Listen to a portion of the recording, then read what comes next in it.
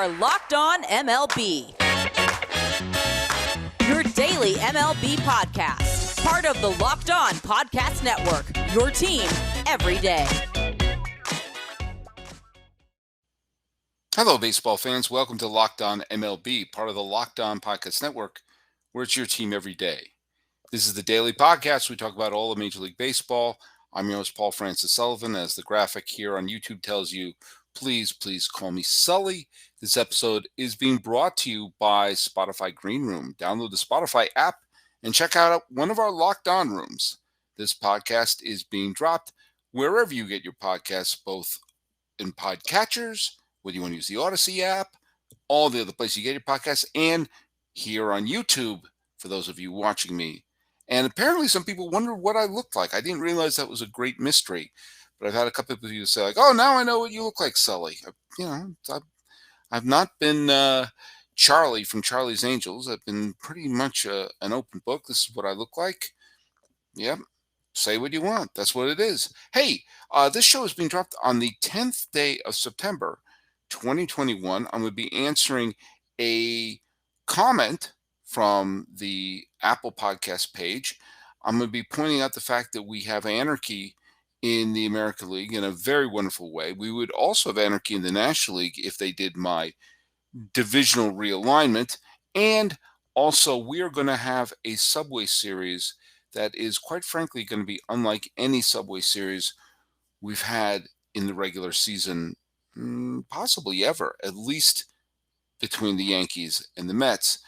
This show is available on the free and easy use Odyssey app, and you can also tell your smart device to play podcast Locked On MLB, or check out some of the other great shows on the Locked On Podcast Network, like Locked On Fantasy Baseball with Scott Cullen, or check out the fantastic podcast Locked On Yankees with Stacey Gotsulia. She's doing some great episodes, including one regarding Derek Jeter and his trip to the Hall of Fame.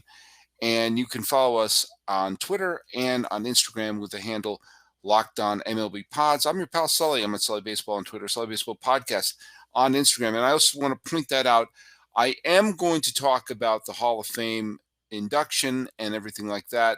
We're going to be hopefully talking to some of the good folks from the Locked On Podcast Network to be guests on it. I tried to line it up for today's show. It didn't quite work, and I decided not to do that today. I'm going to do it over the weekend. So be sure to listen to Locked On MLB, where we are going to be talking about the induction of Derek Jeter and Larry Walker and Ted Simmons and Marvin Miller, for very deserving candidates. Marvin Miller was brought in posthumously. I hate posthumous elections to the Hall of Fame because these are people who should be celebrated when they're alive. And there was plenty of opportunity to put Marvin Miller in the Hall of Fame before he was dead. That being said, Marvin Miller didn't seem to want to be in the Hall of Fame, even though his thumbprint on the game is undeniable. But hey, we'll talk about that later. We'll also bring up the greatness of Jeter, and he was great. I'm no Yankee fan by any stretch of the imagination, but he was a great player. Maybe a top 5 Yankee when you really get down to it. And you think about, obviously, your top 2 are etched in stone, Ruth and Gehrig. But then you have the arguments you can be made for Mantle. You can make the arguments for DiMaggio. You can make the arguments for Jeter. You can make the arguments for Berra. You can make the arguments for Whitey Ford. You can make the arguments for Rivera. You can make the arguments for who else you can make the arguments for? I said Mantle already. Ken Phelps. But the fact of the matter is, we're going to talk about that. And Larry Walker, whose election to the Hall of Fame, great player, the first Canadian position player to be elected to the Hall of Fame. He joins Ferguson Jenkins as the second Canadian-born player to be elected to the Hall of Fame. The first member of the Colorado Rockies to ever be elected to the Hall of Fame, even someone who played an hour for the Rockies. He was the first one ever. So finally the Rockies have representation in the Hall of Fame. And it's good that for someone who is a beloved Rocky, but man, oh man, just thinking about what could have been with the 1994 Montreal Expos, which he was part of that team. And now that team has 2 Hall of Famers, Larry Walker and my all-time favorite player, Pedro Martinez. What could have been, what could have been. But hey, what did happen is I did get a comment, and I've been reading some of the comments. Like, obviously I've had someone call me an a-hole because I had the audacity not to be in love with the Miami Marlins. But cooler heads prevailed, and we got to know that there are Marlin fans not only in Miami but in Hamburg. Well, this is from the Dabbing Ender, who is a fan of the show, and I've talked about him before. He's a big Houston Astros fan. And for those of you who've been following this podcast, and I know I have been, you know that Houston Astro fans don't tend to like your pal Sully because I didn't let them off the hook for the trash can scandal. I also don't let the Red Sox off the hook for 2018. I just think that there's Astros fans tend to have a little bit of a martyr complex when it comes to why don't you love our team and everything like that. They kind of want to have it both ways, which I call them out on. They don't like that. And there you go. Well, the Dabbing Ender wrote this. This was his comment that he wrote on Apple Podcasts. Hello, Sully. Remember me? I'm the scary Houston fan. How could I forget you? The last time you mentioned me, the Astros began a slump of epic proportions, perhaps. And of all my least favorite teams, cough, Yankees, cough, we have been kind of good. Well, not recently. So I'm going to ask you a favor. Could you answer me this question? What are your thoughts on said slump? And I completely agree with you when you say that the scandalous proportion was a humor scandal. And I've been consistent on that. One of the reasons why I've liked talking about the Houston Astros trash can scandal is the fact that it's a fun scandal. It's not about violence. It's not about injecting chemicals into your body. It's not about coercive control or any other sort of terrible thing. It's not about drunk driving. It's not about abuse. It's about banging a trash can to win a game. And that's funny. It is. And it's a fun scandal to have. It was a humor scandal. Hopefully, if you do answer the question, the opposite will happen and the Astros will finish strong. Hopefully, they won't let Seattle catch them. Gasp. Here's why I don't think Houston Astros fans should panic at all. Yes, the Astros ran up a nice big fat lead when the A's came to within a game and a half of the Houston Astros. The Astros put on their aft thrusters. Hell, you can even make an analogy that they were like a rocket ship, like an astronaut. And they shot ahead and padded their lead to 6.5 games. Well, in the last 10 games, they've been thoroughly mediocre. They haven't been terrible, but they've been thoroughly mediocre. The problem for the rest of the American League West has been the A's did not take advantage of that as their bullpen fell apart. Granted, they won this series against the Chicago White Sox. I'll get to that in a little bit. But in that recent slump, the 6.5 game lead has withered all the way to 5.5 games. Yes, one game. They've lost one game in this slump. And so, in some ways, it's like, how do I say this delicately? You can't be too angry that you've dropped one game in the standings when they've played, pretty mediocre baseball. Plus, the Astros have found ways to win some games even when they were playing in a mediocre manner. That game against Seattle a couple of days ago where Bregman hit the game-tying home run in the 9th inning, the Mariners outplayed the Astros that whole game, and the Astros still won. So that's going to happen with teams that are playoff bound. They're going to win some games they have no business winning. And they're going to lose some games because there are some holes on this team. The Astros are not the strong team as they were when they were banging the trash cans. But I give the Astros a ton of credit that their starting pitching has taken them a heck of a lot further. And I said heck because I do not want an explicit rating on this podcast. But they've gone a heck of a lot further with a starting rotation that I did not think was going to be very strong. They're 5.5 games up on the Oakland Athletics and the Seattle Mariners with 23 games to play. Now, that's not an impossible task for the A's to catch up with them, especially when we consider the A's have 6 more games left with the Astros. But it's a very tall order. The A's would have to play like, I don't know, Brad Pitt is avoiding watching them, and Chris Pratt is taking ball 4 as Scott Hatterberg. Okay, I got kind of deep in that Moneyball reference, but you understand what I'm saying. They're going to have to play on that level of winning streak they had in 2002 as portrayed in the film Moneyball in order to make a realistic run at closing 5.5 games in a 23-game stretch. All the Astros have to do is be okay. And even in this recent slump, they've been, not great, but not horrific. Look, it's a very tall order to see a 5.5 game lead evaporate. Now, it's happened before, but the fact that we remember the times that happened before, kind of like the Red Sox in 2011, like the Mets in 2007, one of the reasons we remember that is because it's so rare. It's a rare situation to see that happen. So, Astros fans, I think the offense is too good to see them fall apart. They will outslug a few teams. Now, I will say that some of the acquisitions they made, the Graveman acquisition from Seattle, it's looking like the Mariners may have won that trade. Graveman's been only okay since coming over from Seattle, and Toro has been very, very good as a Mariner. Yimi Garcia has not been very good at all. So some of the moves they made to solidify their bullpen have not worked out that well. Plus, Zach Greinke is currently on the injured list. So there's a possibility that that lead could be whittled down a game here or a game there. But the problem is the fact we've only got 3 weeks left of regular season baseball. And that's the key. To be able to lose that big a lead in 3 weeks is going to require a faceplant of monumental proportions. And quite frankly, I don't see this Houston team being that team to faceplant like that. And I don't see the A's being the team to catch them up.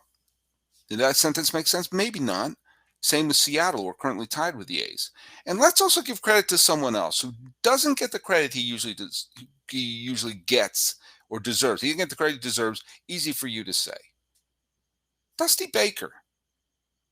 Dusty Baker brings his teams to the playoffs. That's what he does. He did that in San Francisco. He did that in Chicago. He did that in Cincinnati. He did that in Washington. And he's doing it in Houston. Now, what he does in the playoffs sometimes makes you shake your head. But the fact of the matter is, Dusty Baker, as a regular season manager, is almost without peer. To be able to jump from team to team, yes, he inherited a tremendous team in Houston. And yes, he inherited a playoff team in Washington. But that doesn't matter all the time. He inherited an Astros team under a huge microscope, and not all of that was good. And he inherited a Washington National team that was mismanaged by Matt Williams, his former player. And he turned around the Giants, he turned around the Cubs, and he turned around Cincinnati. So maybe we should start giving Dusty a little bit of credit. That his teams don't flop down the stretch. And no, the San Francisco Giants didn't flop down the stretch in 1993. They won 103 ball games that year. Okay? They didn't choke down the stretch. In fact, they played winning baseball down the stretch. It's just the Atlanta Braves played like 700, 800 ball. And they shouldn't have been in the same division anyway. I digress. Don't worry. Astros are making the playoffs. I don't think they're the favorite, but do you know what? It wouldn't surprise me to see them go far, especially if Greinke is healthy. And their starting rotation has been a heck of a lot better than I thought they'd be. Their lineup is fantastic. And I think they're as good a team as the White Sox. And of the scrum that is happening in the American League wild card, which we're going to be talking about in the next segment. I don't think they're better than Tampa Bay. But, what are you going to do? And I think that we should all just relax, sit back, and maybe, grab yourself a Built Bar. Because you know what? Built Bar is the best tasting protein bar out there. They got so many great flavors. Let's run them down. You know what they are. German chocolate, cookies and cream, salted caramel, orange, strawberry, double chocolate, mint chocolate, cherry barcia, mint brownie, coconut, and my favorite, which is raspberry. I love that tanginess with the chocolate. It's a great, great combination. But do you know what is also a great combination? The fact that Built Bars are not only delicious, they're also healthy for you too. They get 17 to 18 grams of protein. Calories range from 130 to 180. 4 grams of sugar. 4 or 5 grams net carb, all tasty, all healthy. If you act now, you can get the grasshopper cookie or the raspberry cookie, whatever one you want. Built Bar is the official protein bar of the U.S. track and field team, which I think is really cool. Here's what you do.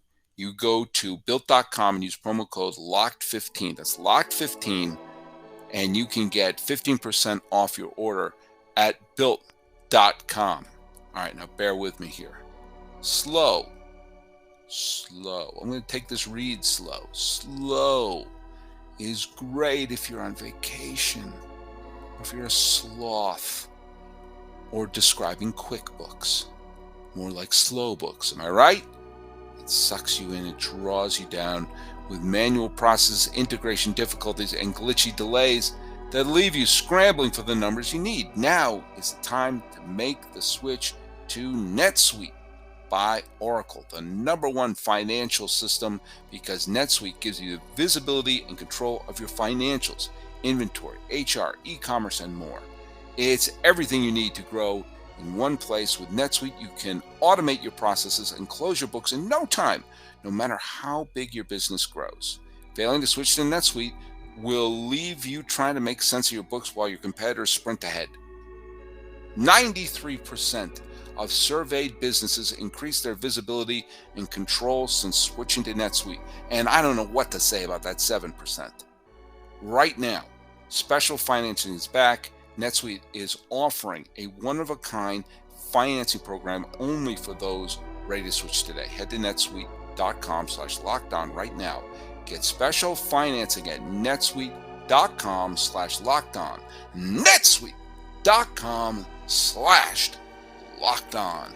Hey, I really did. I mentioned really wish that Major League Baseball got away with divisions.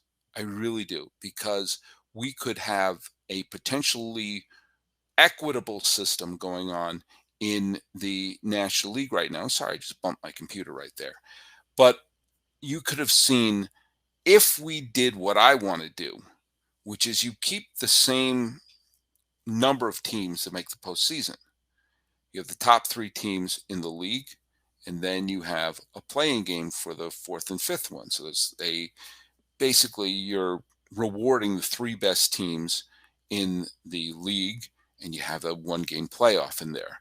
Now, as it stands right now, as I'm recording this, the National League pennant situation includes the Giants, who have won 90 games. And again, I need to be a broken record here, but if I had surveyed 1 million Giant fans going into this season saying, would you be content with a 90-win season, they would have all been okay with it. Well, guess what? They've accomplished that before the 10th day of September. But we also see the Dodgers have won 88 games, and they're also a cinch to win 100 games. But the Dodgers could potentially see their 100-win season torpedoed if they happen to lose a 1-game playoff to the team they'd be playing right now, would be San Diego. Under my way, you would have the Dodgers, the Brewers, and the Giants would be the automatic bids. They would be automatically in the division series. As it would be right now, the Dodgers would play the Brewers, while the Giants would play the winner of a 1-game playoff. Now, right now, the 1-game playoff would be between the San Diego Padres and the Atlanta Braves, because they have identical records. But the Reds would only be 1 game back of them, and the Cardinals would be only 3 games back of them. So that, to me, makes more sense. The Braves and the Padres should be the team fighting it out, that 1-game playoff, and having the Reds and the Cardinals on their tail, instead of Atlanta getting an automatic bid and the Dodgers having to play for their life.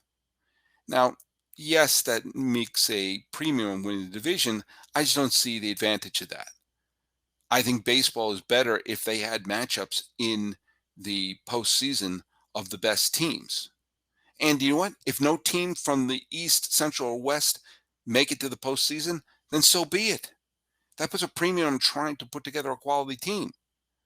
The Atlanta Braves won tonight, and do you know what? It's looking more and more like they're going to win the division. You know, a couple of days ago, it looked like everyone in their moose was making a charge at them. But the Colorado Rockies played spoiler against the Philadelphia Phillies. The Mets lost two brutal games to the Miami Marlins, including one today where they had a lead late, and then Jazz Chisholm hit a home run, and then Miami wins again. And suddenly the Mets are sub 500, 5 games out in the middle of September. We'll get to the Mets in a second. The Phillies looked like they were ready to pass them. Next thing you know, they went from 1.5 games back to 3.5 games back in just 2 days. Now's the wrong time to be going on a 3-game losing streak. I mean, it's never a good time to go on a 3-game losing streak, but when you have so few games, you want to be able to make some of that up. They're 4 back in the loss column with only 20 some odd games left to play. That's tough. That's really tough. And so the Braves look like they're going to win that division. And they're going to get a nice, cushy, they'll probably wind up playing the Milwaukee Brewers. And who knows, they could clobber them or they could win that. Meanwhile, well, something glorious happened today. And this isn't just me being someone who grew up disliking the New York Yankees.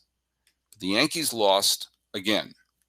It was a 4-game sweep at home in the hands of the Toronto Blue Jays, who are playing like a team possessed. Meanwhile, the Oakland A's wound up winning a game against the Chicago White Sox. And one of the things I liked about how the Blue Jays and the A's won their games today is they won with really aggressive base running. There was a lot of stuff going, people going first to third. Both teams were really dynamic. I sat back there and, man, an A's Blue Jays wild card game would be a lot of fun, wouldn't it? That'd be a lot of fun. I know I'm supposed to say I want Red Sox Yankees, okay? But part of me, just the baseball fan, would think that Blue Jays A's would be more fun. And then, of course, I've adopted the Mariners recently, and so they haven't made the playoffs since 2001. So, of course, that would be fun too. But here's the deal. With that loss by the Yankees at home to the rampaging Toronto Blue Jays, and with Oakland's victory against the Chicago White Sox, you saw that you now have Boston, the Yankees, and Toronto are all tied in the loss column. And Oakland and Seattle are 2 games back of the loss column. So you have 5 teams separated by 2 games with only 20 some odd games left to play. This is what I predicted in many ways was going to happen in the American League. That you're going to have a log jam, that there is no favored team. Now, I have to put a little amendment on that because I did not foresee the fact that the Tampa Bay Rays were going to be kind of heads and shoulders better than everyone else in the American League, at least in the regular season. I thought, especially after the loss of Tyler Glasnow, that they weren't going to be able to be a dominant team, that they would be in the scrum too. But they've all but clinched the American League East. Forget, Yankees, Red Sox, Blue Jays, stop talking about the division. But those 3 teams, Yankees, Red Sox, and the Jays, are currently essentially tied. And the A's and the Mariners are right on their heels. Now we're going into a weekend. Now I'm going to go in. Obviously, there's the big game between the Mets and the Yankees that I will talk about in the final segment. When you take a look at some of the matchups that are happening, the Blue Jays are going to hand the ball to their best pitcher, Robbie Ray. And he is going to be pitching against the Baltimore Orioles. Now, we've made it clear that any team could beat any team once or twice. We saw the Orioles beat the Yankees a couple times in Yankee Stadium. But the Blue Jays are on a roll, on a big-time roll. And they're better than the Orioles. And Robbie Ray is quietly putting together if he's not a Cy Young winner, certainly a top 5 Cy Young contender. All right, you got to give the Blue Jays the edge there. Meanwhile, the Rays are going to be playing the Detroit Tigers. Again, the Rays are going to try to pad their lead and make this a formality. While the Jays are going to be taking on Baltimore, we're going to have an all-Sox series, the Red Sox and the White Sox. And the White Sox are it's funny that they have the aura of being a better team because they're in such control of the division, the fact of the matter is the White Sox and the Red Sox have the same number of wins. And the Red Sox are only 2 games back at the loss column of the Chicago White Sox. Again, eliminating divisions, suddenly the scrum would be even stronger at this point. The White Sox would be playing for their life. But there's something about a team that is basically working to put together the playoff team that they know they're already in, which is currently the situation the Chicago White Sox are in right now. And so we're going to see the Red Sox having, let's be honest, maybe a tough time of it, taking on a very good Chicago White Sox team.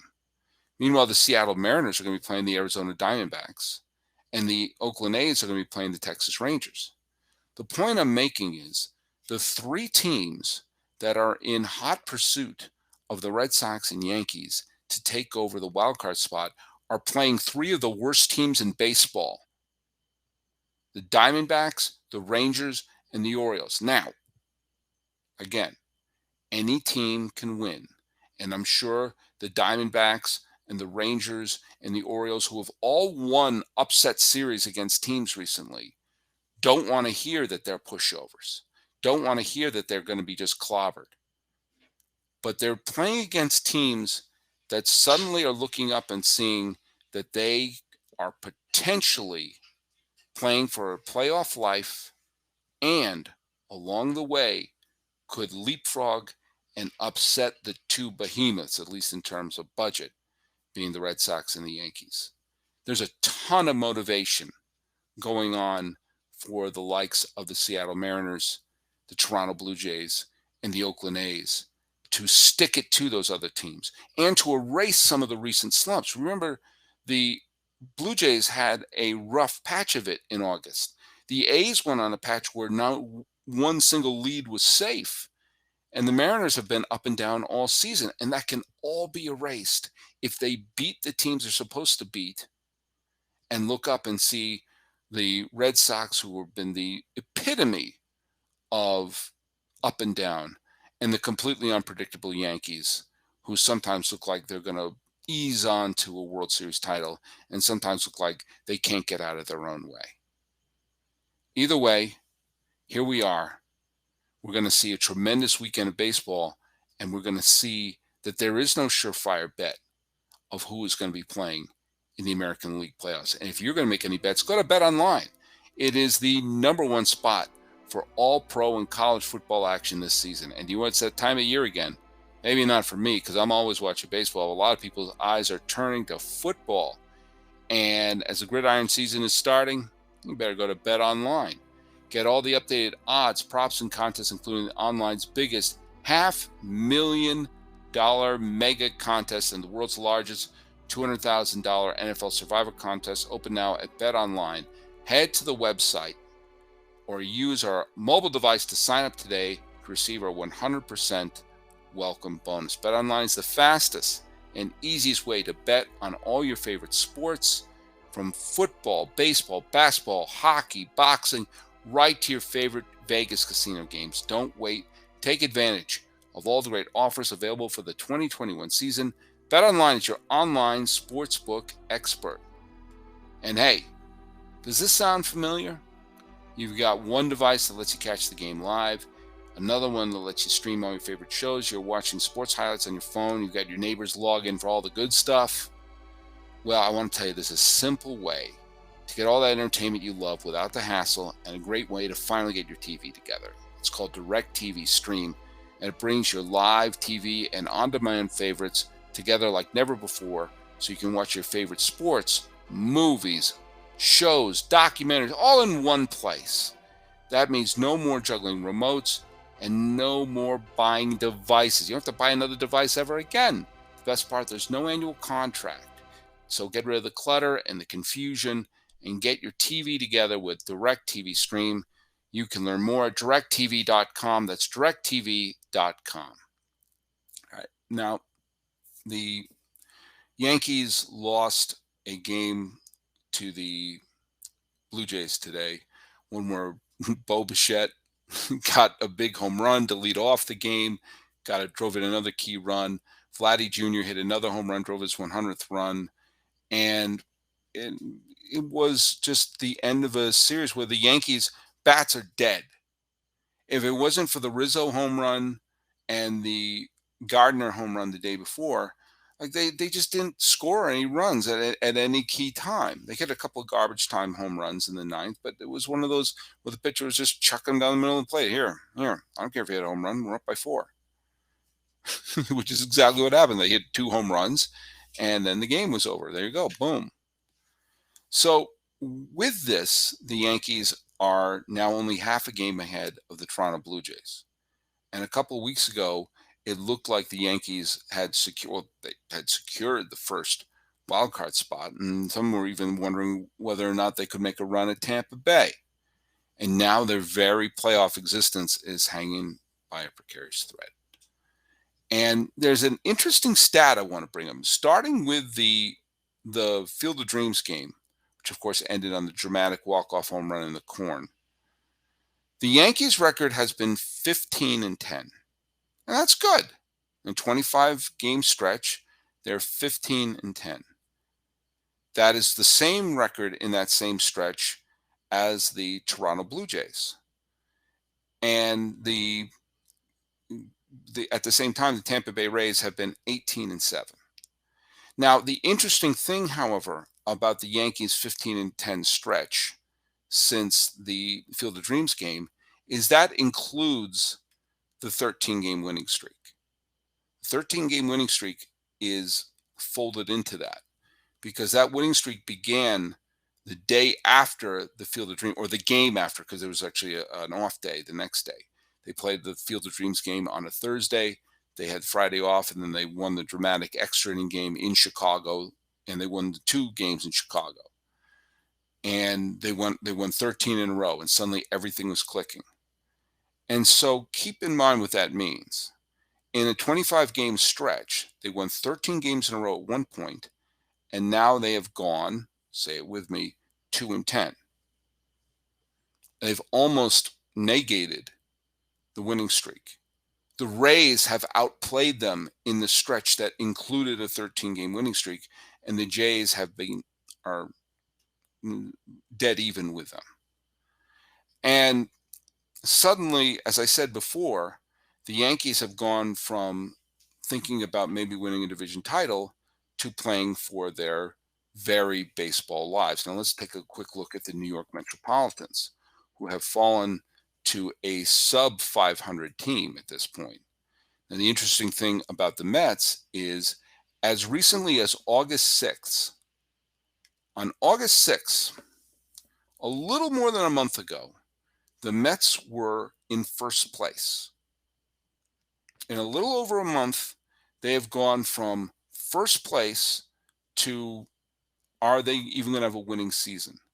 Now, because it is the National League East, the division is not totally out of reach. They have to continue to win games at a super high clip, and they have the pitching to do it. And Pete Alonso and company can get the hits from time to time.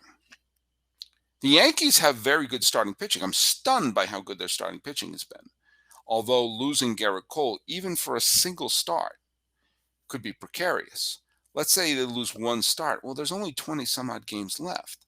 If you lose him for a start, that could be a critical game you're going to lose him on. And you don't know how he's going to be at full strength. Garrett Cole has been outstanding this year, but he's had a couple of rough starts, thinking about when he got bombed at Fenway Park. And so the Yankees and the Mets are facing off this weekend. Now, it's very good in one sense that they're facing each other because it is the 20th anniversary of 9/11. And I'm not going to get into 9/11 right now. I actually don't like talking about 9/11. Not because of any trauma or anything. I did live in New York City. I did volunteer the Red Cross and everything like that. I don't like to talk about it. It was very unpleasant, and it was very. I still get emotional. It's been 20 years, and I still get emotional even thinking about it. And how baseball responded to it, I think, was one of its greatest chapters. And having both the New York teams playing each other on September 11th, I think, is great on the anniversary, because you don't have it overshadowing another team, and you also don't have the moment where, okay, when will the Mets be on and when will the Yankees be on? Da, da, da, da, da. No, this is a good way to do it. But there's another reason why this is unlike any Subway Series, any regular season Subway Series ever between the Mets and the Yankees. Normally, these series are in mid-season. Actually, if you're going to continue to have interleague play, I wish it was the fun sort of mid-season change-up that they used to have. I liked when it was, for the most part, a time where you were like, okay, for most of the year, we play American League teams or we play National League teams, but in the middle of the year, we'll mix it up with some interleague matchups to sort of break up the monotony. I don't like it so much when it's an everyday occurrence. But as it turns out, having these two teams play in mid-September, where it is by all practicalities the fall. Yes, I know summer doesn't start for another 10 days, but come on. Everyone's in school. Football's begun. It's September, mid-September. And the Yankees and Mets are playing for something. Both of them. And they both have a sense of desperation. It isn't just for some vague bragging rights or some other BS like that. They're both playing for their lives. They both need to win this series.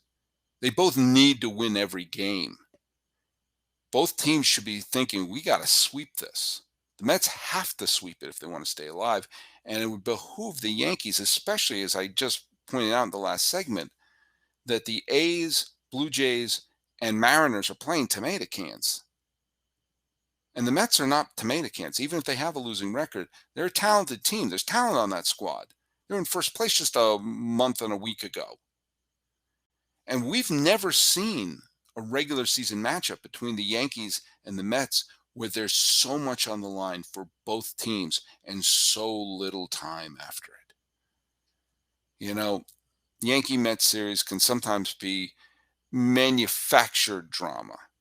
And there have been some great games in between. And of course, there's some amazing moments. And probably most memorably, Luis Castillo dropping that foul pop, and the Mets went from thinking they were going to win the game to suddenly they lost the game. There have been some great Mets wins. There's some great Yankee wins. Blah blah blah blah blah. We've never seen a matchup going into it with this much on the line. Let me tell you something. That's going to make for some really really fun baseball watching this whole weekend. And you know what? I'm all over it. And I can't wait to talk about it. And I can't wait to review it. And we're going to record some podcasts over this weekend. And we're going to talk a little bit about the Hall of Fame induction. And we're going to talk about what happened. Because I don't know what happened. Neither do you. Unless you're a time traveler. And if you are, send us a note at Locked On MLB Pods. Or you can send me a note if you're a time traveler. At Twitter at Sully Baseball is my handle, or on Instagram at Sully Baseball Podcast, or you can leave a message on Apple Podcasts, Google Podcasts, wherever you get your podcasts. Please leave a message, especially if you are a time traveler and bend the rules of space and time, because then you can tell me stuff and I can pull a Biff Tannen and head right over to Bet Online, and boom, we're all in big time. In fact, if you do have that ability, then you may enjoy the Locked On Bets podcast, because betting on baseball doesn't have to be a guessing game if you listen to the new Locked On Bets podcast, which is hosted by your boy Q and handicapping expert Lee Sterling. You can get daily picks, blowout specials, wrong team favorite picks, and Lee Sterling's lock of the day. You can follow Locked On Bets podcast, brought to you by BetOnline.ag, wherever you get your podcasts. These are all good pieces of advice, especially if you're a time traveler with knowledge of the future. This has been Locked On MLB for the 10th day of September 2021. I'm your host, Paul Francis Sullivan. Please, please, please call me Sully.